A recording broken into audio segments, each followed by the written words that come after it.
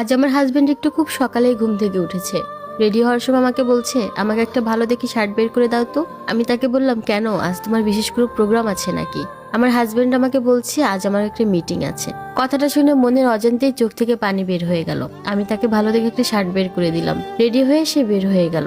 আমি আর এসব নিতে পারছি না। আজকাল মাথাটাও কেমন যেন ব্যথা করে, বুকের মধ্যেও ব্যথা হয়। মনে হয় যে নিঃশ্বাস নিতে আমার কষ্ট হয়। সারাদিন যেন কি সব চিন্তা করি, একটুও স্বস্তি পাই না। আর সময়টা কোনোভাবে কাটছেই না। এক কাপ কফি নিয়ে বসলাম। হঠাৎ করে মনে পড়ে গেল সেই প্রথম দিনগুলোর কথা। আমার স্বামীর আমার সাথে প্রথম দেখা হয়েছিল আমার খালাতো বোনের বিয়েতে। যেমন তার চাহনি, তেমন তার কথা, তেমন তার সুরেলা কণ্ঠে গান, সবকিছুই ছিল মনোমুগ্ধকর। আমাকে প্রথম দেখাতেই নাকি আমার স্বামীর খুব ভালো লেগেছিল। সে আমাকে বলেছিল, তুমি কি আমার জীবন সঙ্গী হবে? আমি কথাটা শুনে বলেছিলাম, এ আবার কেমন কথা?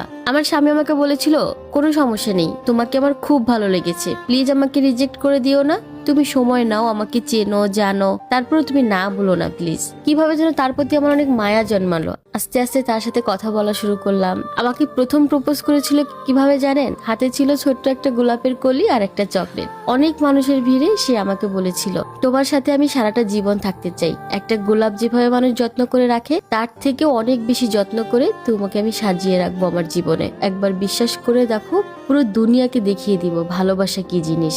সেই পুরনো স্মৃতিগুলো মনে করছিলাম আর ভাবছিলাম, আসলে সবকিছুই কি তাহলে মিথ্যে? আমাকে যেই কবিতা, যেই গান, যে কথাগুলো বলেছে আমার স্বামী বিথিকে ঠিক একই কবিতা, গান, কথাগুলো বলেছে। তাহলে কি আমি আর বিথি তার কাছে এক, নাকি সব মেয়েই আমার স্বামীর কাছে একই রকম? আমি কাকে ভালোবেসেছি? এই 4 বছর ধরে আমি যেই মানুষটাকে চিনতাম, সে কি আসলেই এই মানুষটা? হঠাৎ করে আমার বান্ধবী রিমার কল আসলো। কলটা রিসিভ করতে বলল, আমি বাসা থেকে বের হয়েছি।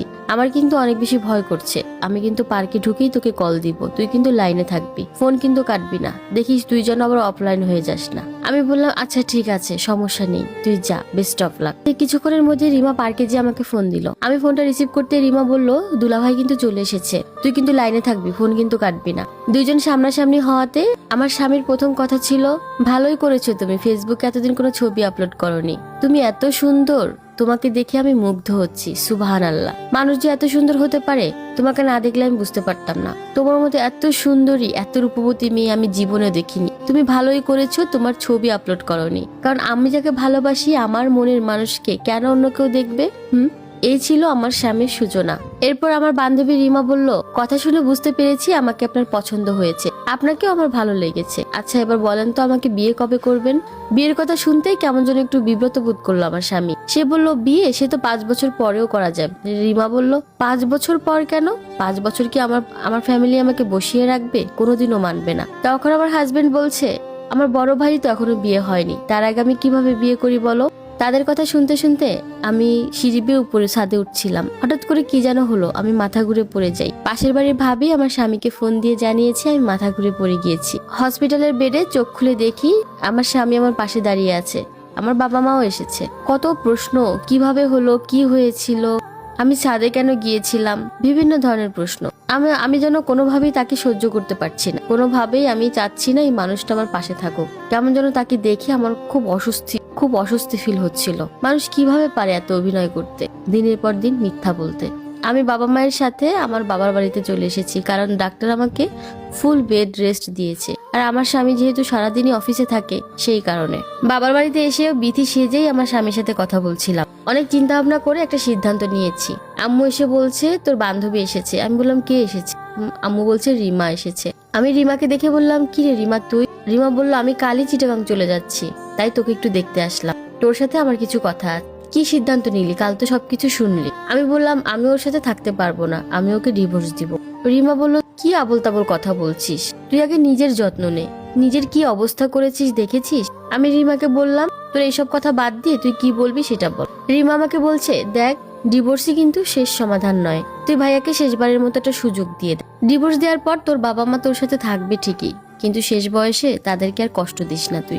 রাগের মাথায় কোনো সিদ্ধান্ত নেওয়া মানেই হচ্ছে ভুল সিদ্ধান্ত নেওয়া। দুলাভাই আসলে বিথিকে ভালোবাসে না, বিথির সাথে টাইম পাস করতেই চেয়েছে। কারণ দেখ, যখন তোর পাশের বাসার ভাবি দুলাভাইকে ফোন দিয়ে জানিয়েছে তুই মাথা ঘুরে পড়ে গিয়েছিস, দুলাভাই খুব তাড়াহুড়া করে আমাকে বলছিল আমার একটা কাজ পড়ে গিয়েছে। সে আমাকে ভালো মতো বিদায় না জানিয়ে এখান থেকে চলে আস, আমাকে একটু পাত্তাও দিল না। আমি রিমাকে বললাম, টাইম পাস, এটা আবার কি? এটাকে টাইম পাস কেন করতে যাবে? তার বউ আছে না? আমাকে যদি কেউ SMS করে, আমার সাথে যদি কেউ কথা বলতে চায়, আমি তো সাথে সাথে বলে দিই আমি বিবাহিত। ও কেন বললো না? রিমা আমাকে বললো, শোন, আমি তোর ভালো চাই। পুরুষ মানুষ তো পুরুষ মানুষই, সেটা হোক হালাল স্বামী কিংবা হারাম বয়ফ্রেন্ড। যে সুযোগ পায় সে কাজে লাগায়, আর যে সুযোগ পায় না সে কাজে লাগায় না। তবে এটা শিওর যে দুলাভাই তোকে ভালোবাসে, কারণ আমি যখন তাকে বিয়ের কথা বলেছি সে বারবার এড়িয়ে যাচ্ছিল। রিমা আমাকে বললো, তুই একটা কাজ করবি, তুই ভাইয়ার সবকিছুর পাসওয়ার্ড তোর কাছে নিয়ে রাখবি। এই বলে রিমা চলে গেল। তো কিছুদিন পর আমি একদম সুস্থ হয়ে আমার স্বামীর বাড়িতে ফিরে গেলাম। হঠাৎ করে একটা পোস্ট সামনে আসলো যে ছেলেদের কোনো কিছুর পাসওয়ার্ড দেওয়া মানে হচ্ছে নিজের একটা কিডনি দিয়ে দাও। আমি এই পোস্টটা আমার স্বামীকে দেখাই। তখন আমার স্বামী বলে, আরে ওইসব হচ্ছে সব বাজে কথা। তখন আমি তাকে বললাম, আচ্ছা তাহলে দাও তো তোমার ফেসবুকের পাসওয়ার্ড। সে কোনোভাবেই দিতে রাজি হলো না। আমি রাগ করে রান্নাঘরে চলে গেলাম রান্না করতে। কিছুক্ষণ পর যে আমার হাজবেন্ড আমাকে পিছন থেকে জড়িয়ে ধরে বলল, তোমার ফেসবুকের পাসওয়ার্ড লাগবে, এই নাও। এই বলে ফোনটা দিয়ে দিল। আমি তো সুযোগ পেয়ে সবকিছু চেক করে নিলাম। বিথির সাথে সমস্ত চ্যাট ডিলিট করে দিয়েছে। সমস্যা নেই, যখন তুমি ওয়াশরুমে যাবে তখন বিথির আইডি দিয়ে তোমাকে SMS করব। বিথির আইডিতে ঢুকতেই দেখলাম আমার স্বামী বিথিকে SMS করেছে, বিথি আমি তোমাকে কোনোভাবেই বিয়ে করতে পারবো না, তুমি নিজের মতো করে ভালো থেকো। এই বলে বিথিকে ব্লক করেছে। SMS টা দেখে আমি খুব অবাক হলাম এবং মনে মনে একটু ভালো ফিলও করলাম।